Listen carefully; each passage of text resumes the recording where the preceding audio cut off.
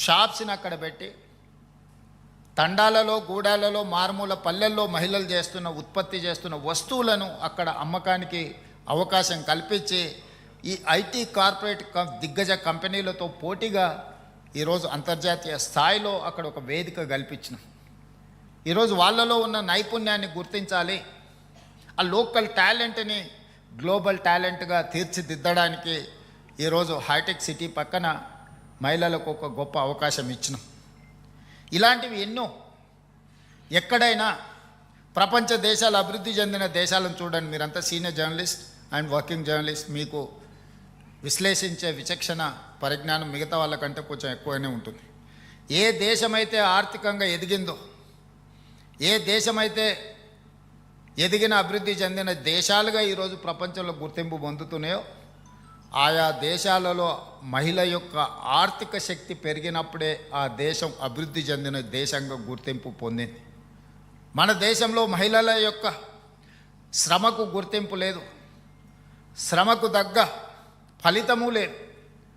ఇంట్లో చేసే ఏ పనైనా టేక్ ఇట్ గ్రాంటెడ్గా, ఆఫీస్లో ఏ పని ఉన్నా కూర్చొని చేసే పనిని మహిళల మీద నెట్టేసి మిగతా వాళ్ళు పెత్తనం చెలాయించే విధంగా, అదేవిధంగా మగవాళ్ళతో పోటీపడి చేసేటప్పుడు చిన్న చిన్న చులకన కామెంట్స్ కానీ ఇతర ఇష్యూస్ మీకు అందరికి తెలుసు.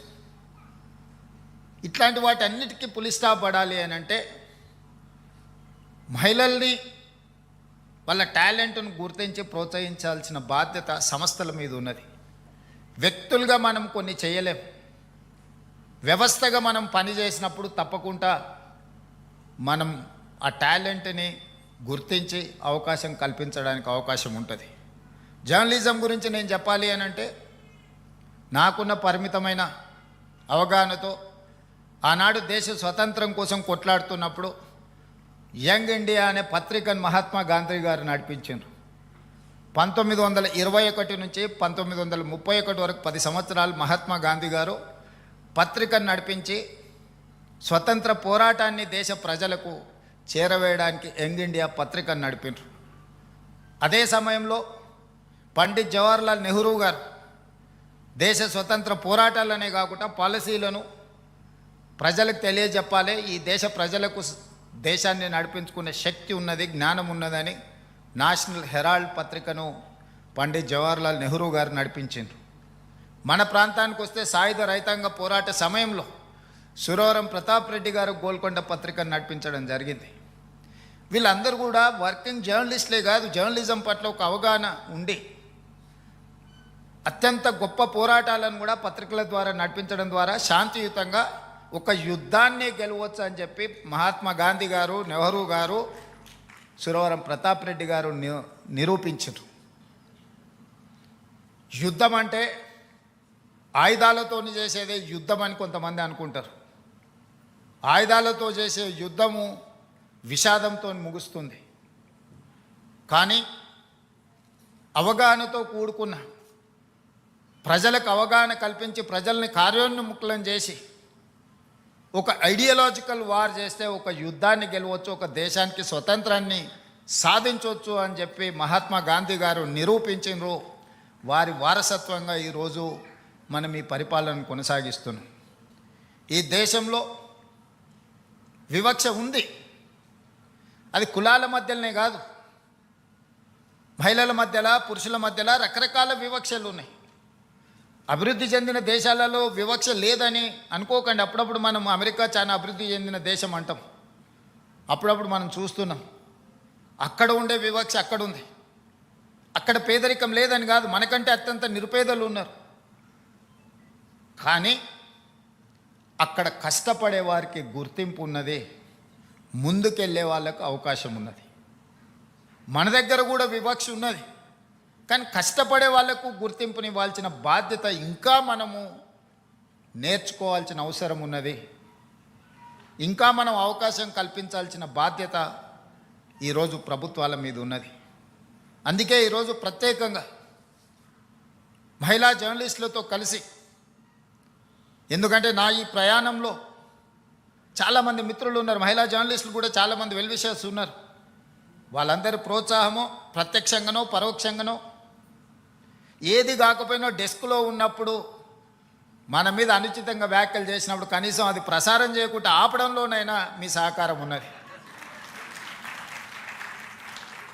చెడు అని భావించినప్పుడు ఆ చెడును నియంత్రించడానికి మీరు అందించే సహకారం అది కూడా ఒక రకంగా నా ఎదుగుదలకు ఉపయోగపడ్డది. ఒకవేళ చెప్పాల్సి వచ్చినప్పుడు రాసిచ్చిన దానికంటే ఒక 2 మంచి మాటలు కూడా మీరు చెబితే అది ప్రజలకు ఇది నిజమే అని భావించి, ఎందుకంటే మహిళలు ఏది చెప్పినా విశ్వాసం నమ్మకం ఎక్కువ ఉంటుంది. మేము నిజం చెప్పినా కూడా మా వాళ్ళు అది కొంచెం తక్కువ ఉంటుంది. అందుకోసమని ఈ మహిళా దినోత్సవ సందర్భంగా మహిళలనే కాదు, ఈ సమాజంలో సగభాగమైన మీరు ఈ తెలంగాణ రాష్ట్రం అభివృద్ధి జరగాలి అని అంటే మహిళల యొక్క ఆర్థిక వ్యవస్థ, మహిళల యొక్క అవకాశాలను మెరుగుపరచాలి అనేదే మా ప్రభుత్వం యొక్క లక్ష్యము, మా ప్రభుత్వం యొక్క విధానం. 2034కి $1 ట్రిలియన్ ఎకానమీ, 2047కి $3 ట్రిలియన్ ఎకానమీ ఇక తెలంగాణ రాష్ట్రాన్ని ముందుకు నడిపించాలని మేము భావిస్తున్నాం. ఈరోజు 2.5% జనాభా ఉన్న మనం దేశ ఆర్థిక వ్యవస్థలో 5% మనం జీడిపిని కంట్రిబ్యూట్ చేస్తున్నాం తెలంగాణ రాష్ట్రం నుంచి. జనాభా మోర్ ఆర్ లెస్ సెటిల్ అయిపోయింది, పెద్దగా పెరగడం లేదు తెలంగాణ జనాభాలో.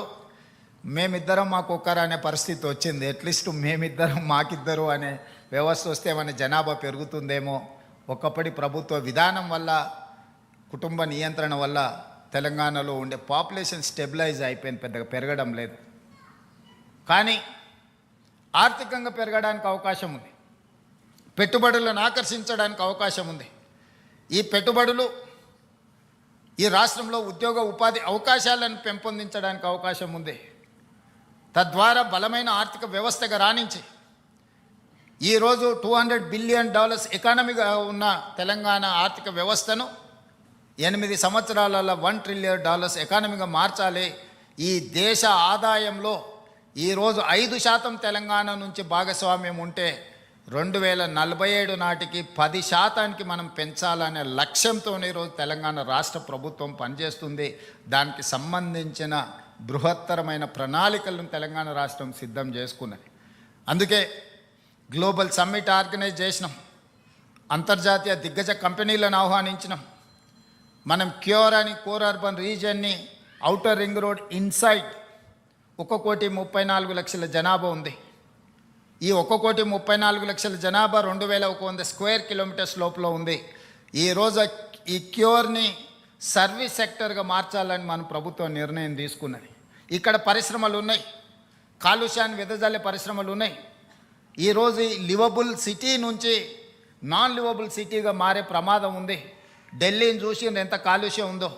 పొలిటికల్ క్యాపిటల్ ఇస్ ఢిల్లీ, కానీ స్కూల్స్ హాలిడే, గవర్నమెంట్ ఆఫీసులు హాలిడే, పార్లమెంట్కు హాలిడే ఇచ్చే పరిస్థితి వచ్చింది. దీని కారణం